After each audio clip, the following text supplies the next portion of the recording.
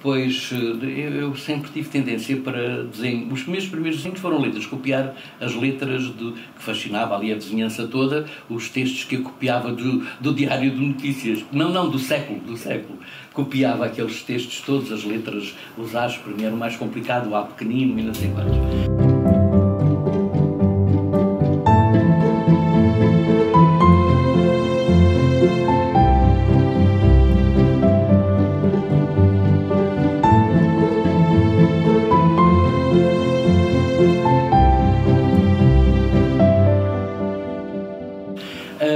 Comecei por aí e depois a minha mãe sugeriu, porque não, pintar uma paisagem.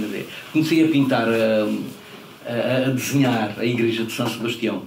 Mas aquilo aborrecia-me tanto, de papéis, era tantos papéis, nessa altura não havia a fartura de papéis como há hoje. Eu desenhava a minha mãe os cartuchos da massa e do açúcar, passava-os por o avesso, para o lado em que não tinha riscas. E eu achava tão estranho, porque a sacristia ao lado parecia-me ser a igreja fazia-me lembrar uma gaiola de um pássaro e depois com aqueles bebedouros ou os comedores assim no lado, ficava pendurada, desenhava de uma maneira e de outra, e aquela preocupação.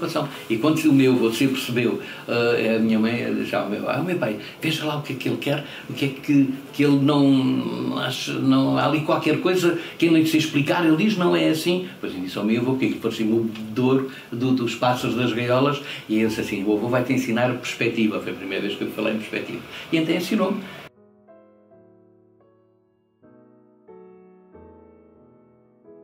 Depois, quando comecei a pintar a óleo, não havia bisnagas, tinha que ir comprar a Lisboa, e depois o meu avô ensinou-me a fazer como se fazia antigamente, misturar os pigmentos com o óleo de linho e um bocadinho de secante e não sei o quê, mas fazia essa mistura e metia em caixinhas de pomada.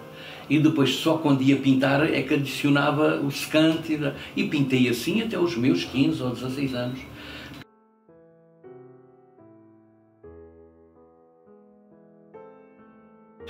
Na escola, uma passagem gira, enquanto na escola primária apanhava reguadas quando me apanhavam a desenhar, depois quando fui estudar, depois só a aula de desenho eram mais do que as de português, e eram aulas duplas. Mas eu não acredito, não deve ser qualquer engano. E fui mostrar ao meu pai, e o meu pai disse, sim, é isso, é para depois. Então agora daí para frente é pior, só vais pensar no desenho. Pronto, depois foram as aulas de desenho, depois de desenho continuei com o desenho de máquinas, e depois ia estudar para Lisboa.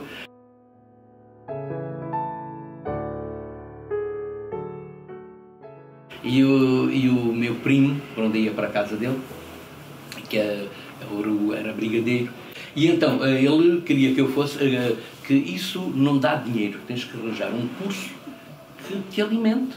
Tu não tens rendas, não tens de onde venha o dinheiro, portanto tem que ser um curso que te dê dinheiro. Porque não arquitetura. E ele dizia, mas eu gostava mais de artes.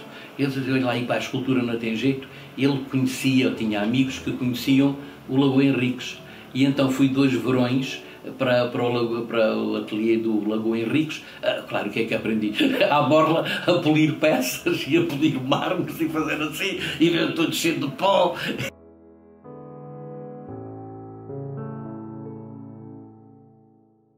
E depois tem sido toda a minha trajetória interessar o saber e não um canudo para ganhar um emprego.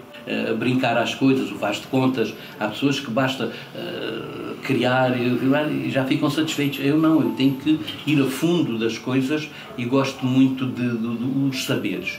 Então eu estudo, ainda continuo a estudar, e sempre a vasculhar e a informar-me e a trabalhar e a fazer experiências.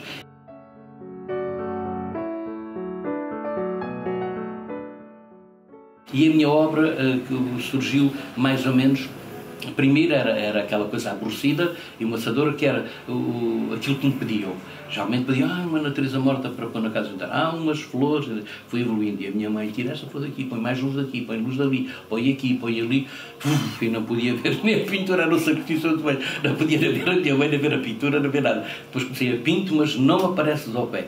Depois não, eu quero ser pintor moderno. E então fiz uma série de coisas que não vendia. Um dia uma inglesa, tive uma professora que era a Françoise, e um dia uma amiga dela comprou-me uns quadros modernos, comprou-me um quadro grande que tinha no João Laranjo, quando o João Laranjo abriu o restaurante em Santa Luzia.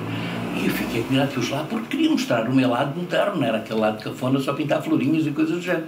E então ele aceitou pôr lá o quadro, e ele perguntou: Carlos, como é que não pões aqui uns quadrinhos? Vendeu e depois mandou um recado se não tinha mais. Fui a casa buscar os platex todos com a pintura moderna, compraram tudo. Depois eu comecei a dividir as coisas. Eu expunha isto e isto, ia fazendo sempre experiências. E como queria viver do meu trabalho, tudo aquilo que as pessoas mais apreciavam era o que eu investia mais e fazia mais e ia fazendo.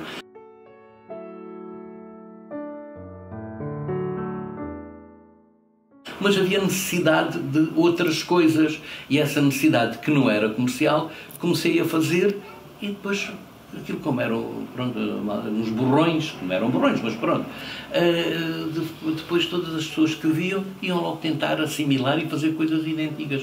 Então, assim, até quer ser um criativo, quer fazer arte criativa, e uma vez fiz com umas seringas, pintava, e depois punha uns cordões com tinta.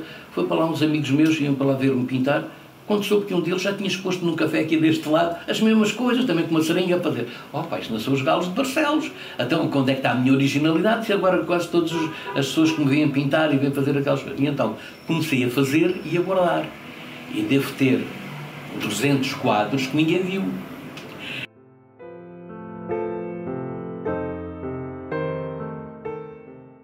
Quando acordo, gosto de ficar um bocadinho na cama, então a construir e trabalhar. Começo a trabalhar na cama, mas mentalmente. E vou experimentar, vou fazer assim, tenho um turbilhão de ideias e depois vou pôr em prática, uma vez uma, outra vez outra, nos intervalos, ou para desanuviar daquele trabalho mais exaustivo, porque é um trabalho que gosto, é um trabalho de coisa, mas que é pouco livre, sujeito a muito mais regras.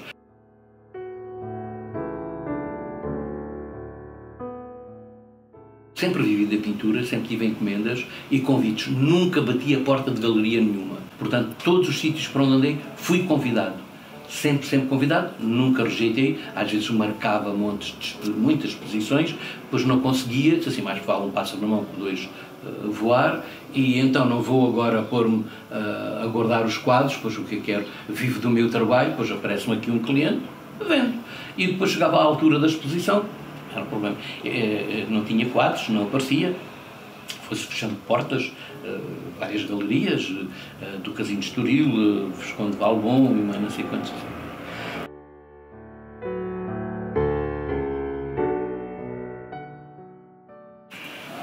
Diz que os artistas são todos malucos, quando se nasci artista, nasci também maluco. Senão, depois a parte criativa está precisamente aí. A parte criativa não está só nas imagens, está na mentalidade, está na cabeça, né? Porque senão passa a ser um copiador e um fazedor de coisinhas, de habilidadezinhas e reproduzir coisinhas, né? Isso não é o artista. Portanto, um artista, dizem os artistas são malucos, mas tem que ter uma personalidade e uma maneira de ser diferente das outras pessoas, porque senão também não eram artistas, eram essas coisitas todas cá por aí.